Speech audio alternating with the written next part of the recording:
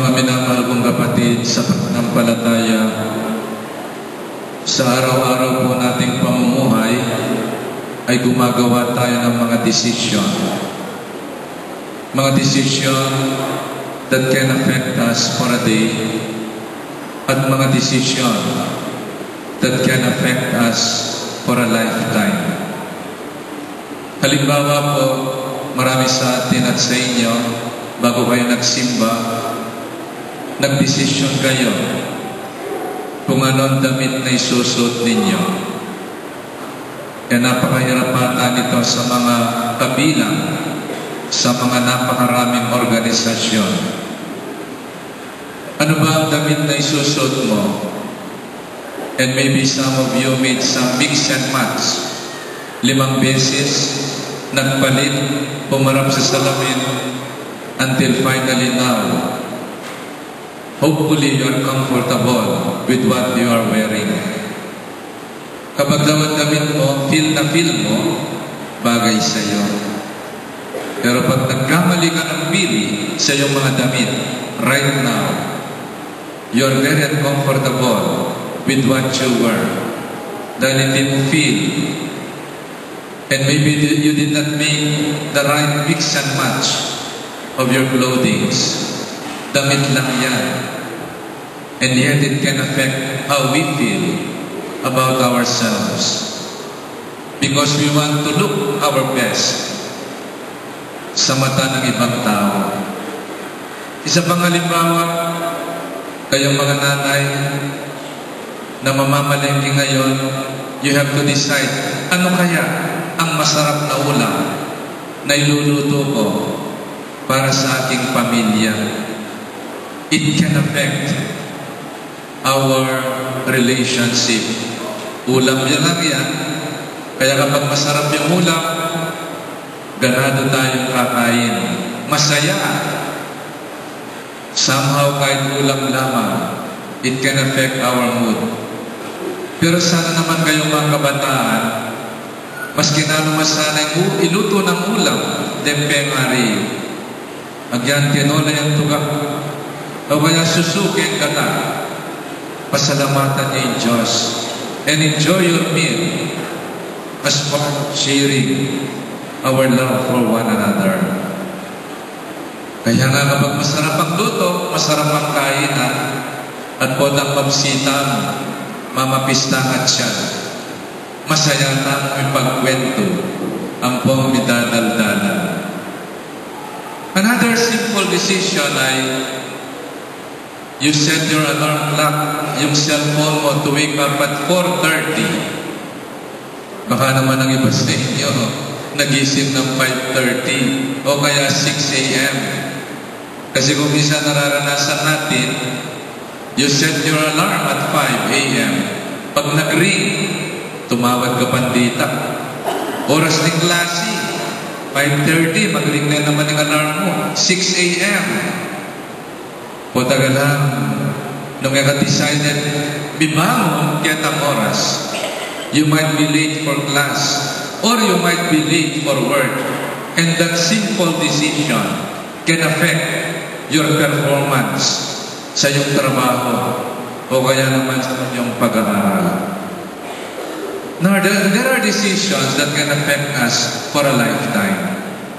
Kayong mga kabataan, sana ngayon pa lamang iniisip na ninyo kung anong kurso ang kukunin ninyo sa inyong college years.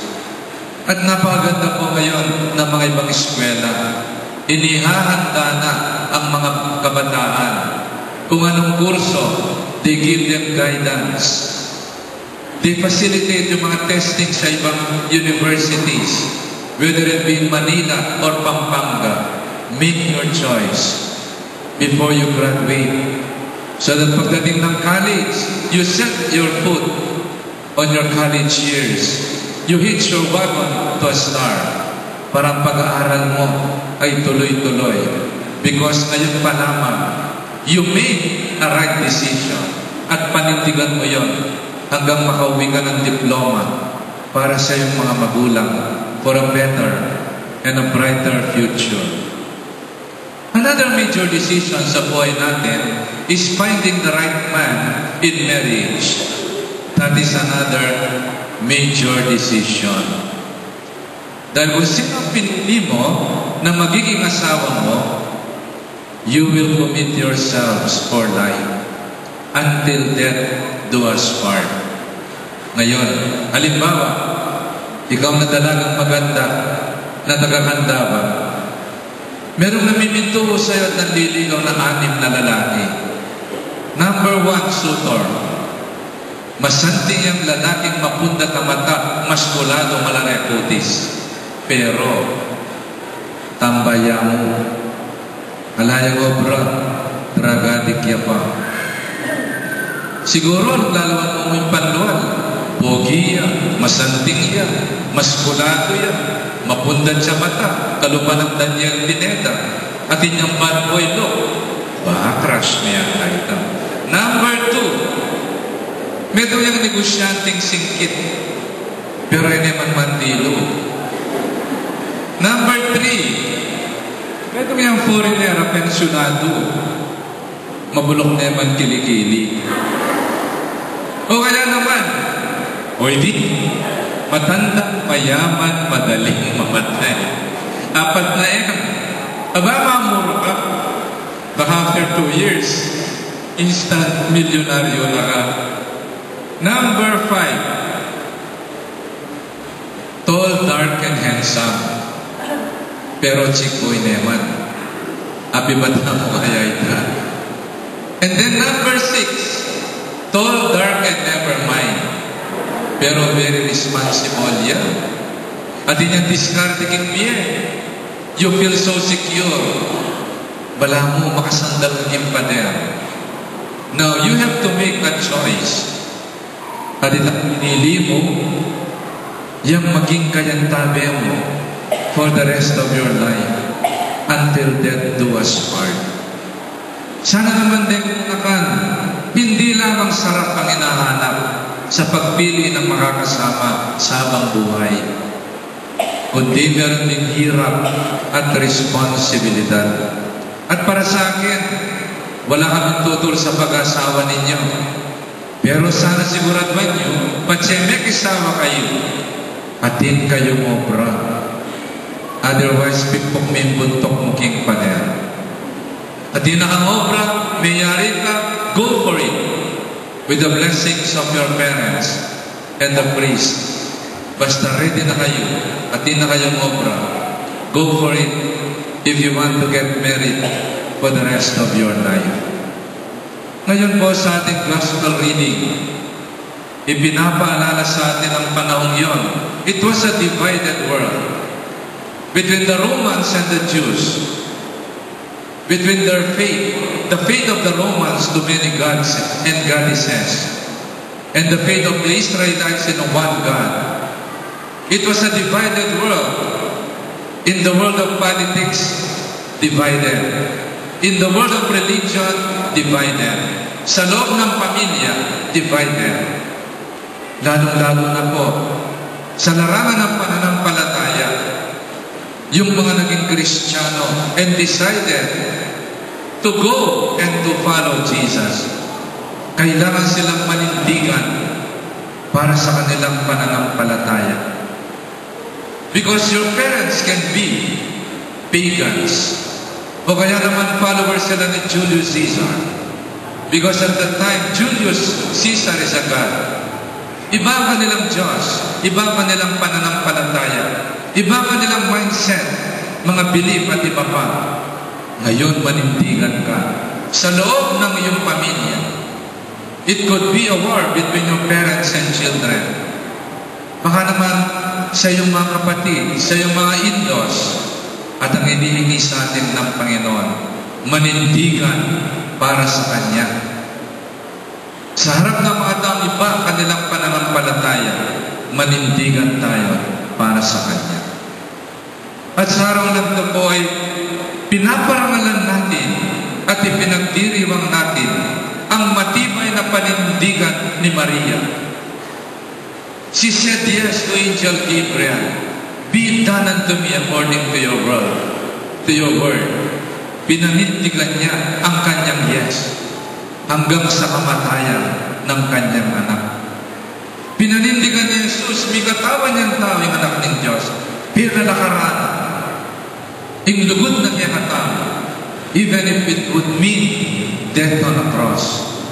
Kaya nga salamat, Lord, dahil sa iyong matibay na paninindigan, nakamtan namin ang kaligtasan sa pag-aalay ng iyong buhay na bunga ng paninindigan ng iyong matapang na ina. Ang kanyang yes sa Annunciation. It is also her yes at the foot of the cross. Mary is standing beneath of the cross. May nalakaran niya. At yung kanyang na po kaya katamo niting kapag masusyan tamo, manalakaran tamo king kapayapan. Haliking kira. Manalakaran tamo king kapatawaran. Ali division. Manalakaran tamo king pamisan metong, pamikakalugod. Way back in May 1952, inilusad ng ating obispo noon, si Bishop Maria Cesar Maria Guerrero, ang krusada ng Virgen de los Remedios. Because of widespread poverty, because of widespread killing sa Pampanga, Kapampangan laban kay Kapampangan, patayan. The rich become richer, and the poor becomes poorer. And there is labor unrest. Patayan, dano. King Metong at Metong, landlord versus the tenants. And here is the crusada ng Virgen de los Remedios. It is a crusade of penance and charity. So much devotion and yet too little charity. May nalakaran yung obispo Cesar Maria Guerrero para sa kapayapaan sa pamagitan ng krusada ng penitensya at pagmamahal sa kapwa. Miyabe na rin makwalta rin donya ang foreign kalulo, abiyabe ng biglakad, king krusada. It was a venue for evangelization, for unification of Pampanga, sa pangunguna ng Virgen de los Remedios at ng Santo Cristo del Perdon. Yan naman ang mensahe, manalakaran tamo king kapayapan. Manalakaran tamo king lugod ka parang tao, through compassion and charity. Manalakaran tamo king pamisasan metong. Happy birthday, our Blessed Mother. May your birthday gift to St. Andrew Paris. Pamikakalugod, pamisasan metong, at kapayapaan.